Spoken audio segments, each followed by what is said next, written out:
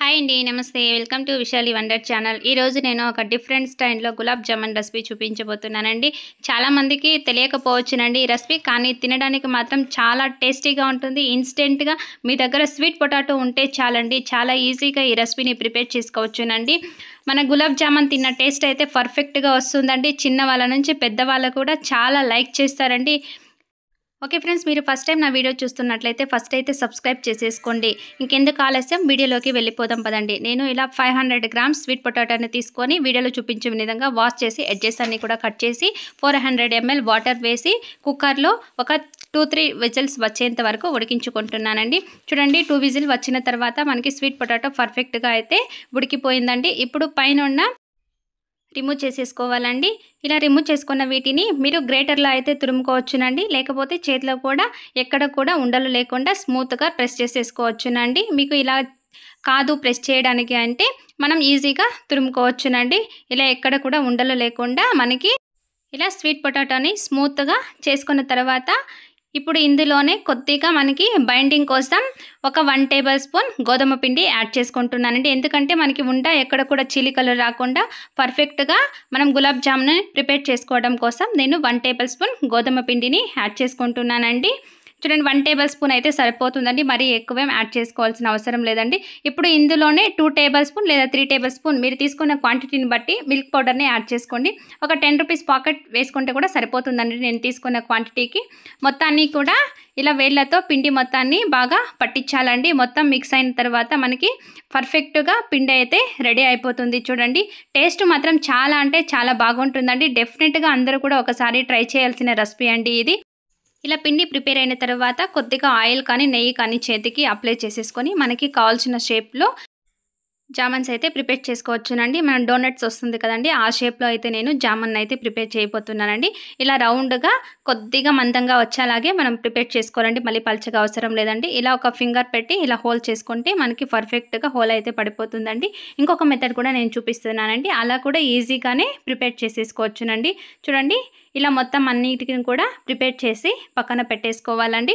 ఇప్పుడు ఇంకొకలా కూడా చూపిస్తాను. చూడండి, ఇలా 2 వేళ్ళతో ప్రెస్ చేసుకున్న తర్వాత ఒక పెన్ తీసుకొని సెంటర్లో మనం హోల్ చేసుకుంటే ఇంకా పర్ఫెక్ట్గా మనకి పర్ఫెక్ట్ షేప్ అయితే వచ్చేస్తుందండి. చూడండి, జామన్ షేప్ కాకుండా రౌండ్ బాల్స్లా కూడా మీరు ప్రిపేర్ చేసుకోవచ్చునండి.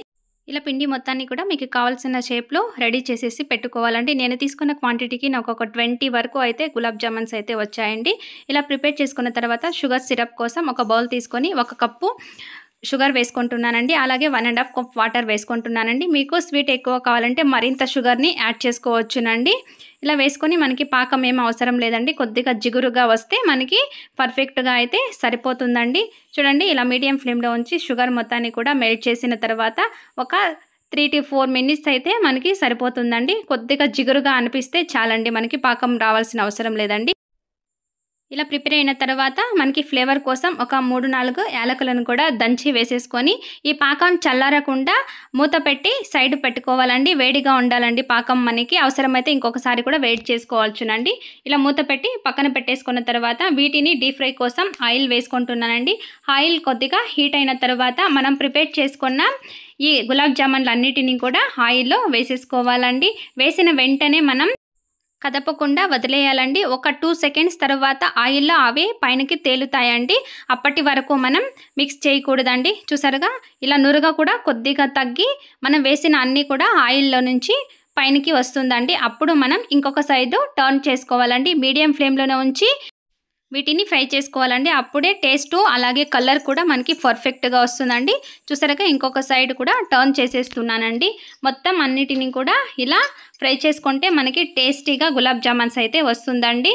ఇలా బ్రౌన్ కలర్ వచ్చిన వీటిని తీసేసి వేడి వేడి పాకంలోకి వేసేసేయాలండి. పాకం మనకి వేడిగా ఉంటేనే మనకి పూర్తిగా అబ్జర్వ్ చేసుకుంటుందండి.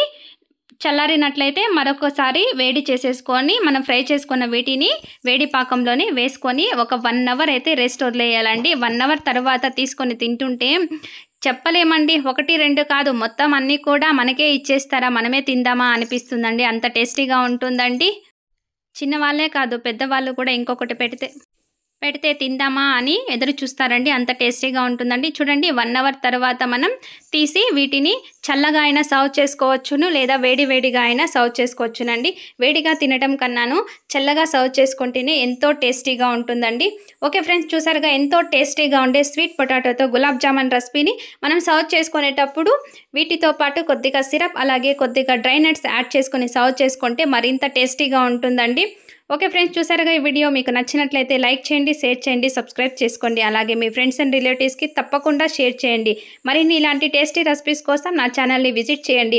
స్వీట్ పొటాటో మరిన్ని టేస్టీ రెసిపీస్ అయితే నా ఛానల్లో ఉన్నాయండి. ఎప్పుడు బాయిల్ చేసి లేదా కాల్చుకొని తినడం కన్నా ఒకసారి డిఫరెంట్గా ఇలా ట్రై చేసి చూడండి. మీ ఇంట్లో అందరికీ కూడా నచ్చుతుందండి.